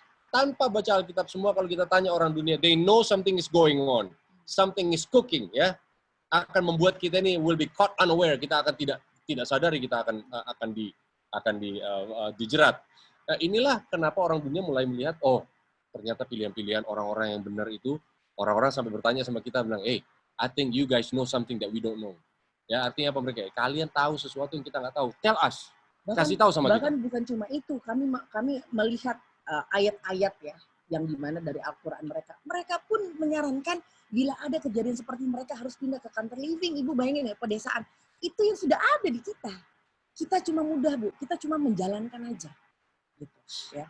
Dan juga kita mencoba untuk apa ya, bagaimana, kemarin kita belajar, jangan minum susu. Jangan kita berkutat kepada pelajaran yang itu aja. Coba melangkah, ya. Coba untuk kembali nih di era lockdown ini sebenarnya Tuhan ingin kita apa? Ya karena ibu bapak nggak bisa bersosialisasi, nggak bisa masuk gereja, nggak bisa pergi ke seminar-seminar, ya perginya cuma ke Zoom aja, habis ini selesai juga mati. Kembali lagi ke rumah kita. Sebenarnya ini ialah era kita untuk bertemu Tuhan secara langsung pribadi lepas pribadi. Bukan di saat ibu bapak melihat kabar ini langsung mikirin, oh ini pelajaran bagus ini untuk keluarga si A, ini pelajaran bagus untuk keluarga si B. Tidak, ini untuk kita. Tuhan, apa yang harus saya lakukan? Ya. Kalau ibu bapak, mungkin ibu bapak pikir, mungkin dulu sebelum era lockdown ini saya belum setia sama hari Sabat. Ibu bapak, coba perbarui itu. Ya. Mungkin saya belum setia dengan perpuluhan saya. Ya. Coba ibu bapak, setia dengan perpuluhan ibu bapak. Ya. Setialah dengan, nggak usah cari tahu, oh kalau saya bayar per bulan di organisasi, nanti organisasi pakai-pakai dengan foya-foya. Itu bukan urusan kita, Pak. Bu. Lihat di saat Yesus ditanya, apakah kamu membayar pajak kepada Kaisar? Yesus bilang apa? Upeti kepada sinagog. Apakah kamu membayar upeti kepada sinagog? Yesus bilang apa? Yesus bilang, ambil itu jala, ya. Ambil itu kail, ya. Coba lihat kalau ada ikan, kalau ada uang di mulut ikan, ambil dan bayar upeti itu. Yesus pun mengajarkan kita menurut. Ya. Ibu bapak bayarlah perpuluhan dengan setia. Jangan takut. Jangan takut. Itu baru perpuluhan. Ya, itu baru 10%. Tapi yang saya tanyakan, di mana 90% ibu bapak? Apa yang ibu bapak pakai 90%? Kalau 10% ibu bapak setia, apa kabar yang 90% Pak Ibu? Dipakai untuk apa? Udah nggak ada eranya kita menjombongkan diri, Bu, Pak. Dan udah nggak ada eranya kita, kita jalan untuk mikir, ini untung ruginya apa. Udah nggak ada. Sekarang eranya pintu kasihan sudah mau tertutup, Ibu Bapak. Ibu Bapak mau ambil langkah atau tidak? Ya, pelan-pelan tapi pasti. Ya, itulah eranya. Nah, jadi besok kita akan membahas waktu berjalan cepat ya. Nah, saudara-saudara ada yang ya bertanya, nanti kita jawab secara private aja karena pertanyaan secara private.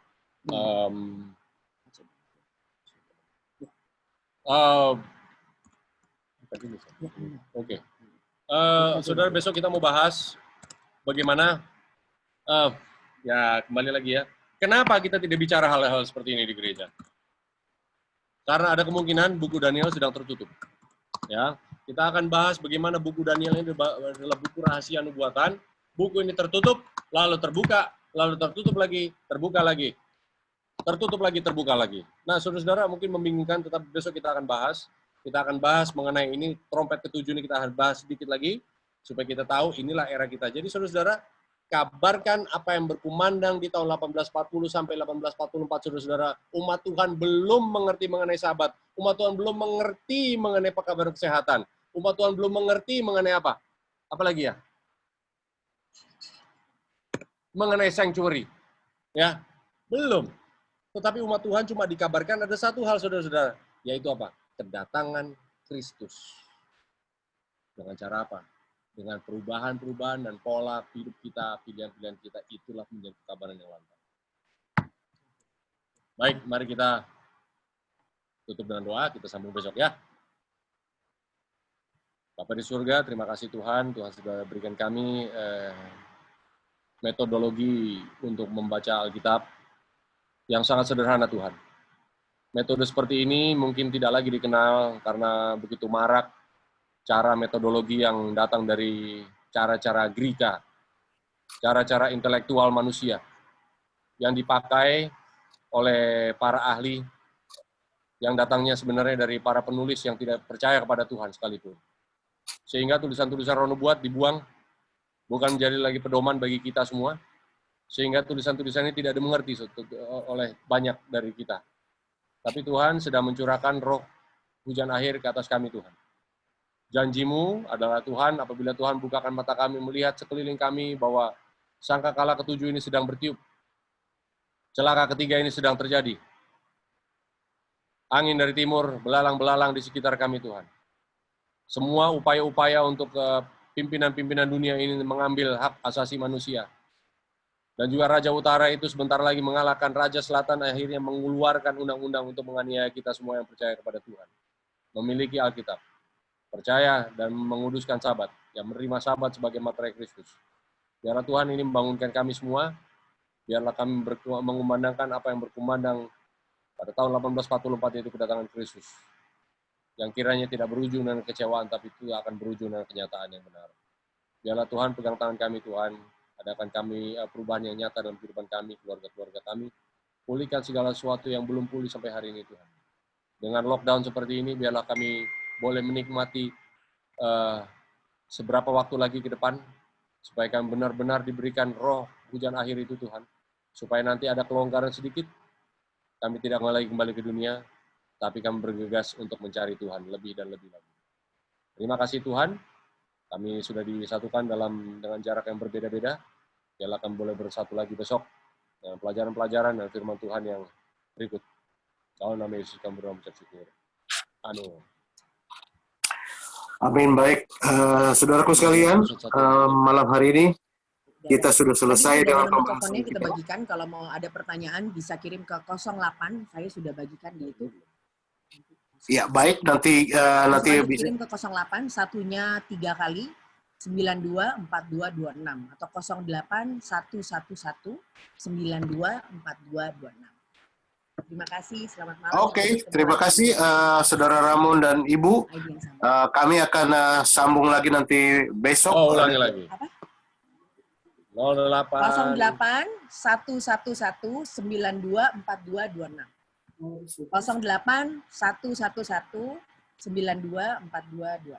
Oke. Oke, jadi dari saudara-saudara yang ingin bertanya, enak kalau orang Amerika tahu ini artinya. God bless you. Good night. Oke, good night. Oke. Kembali kepada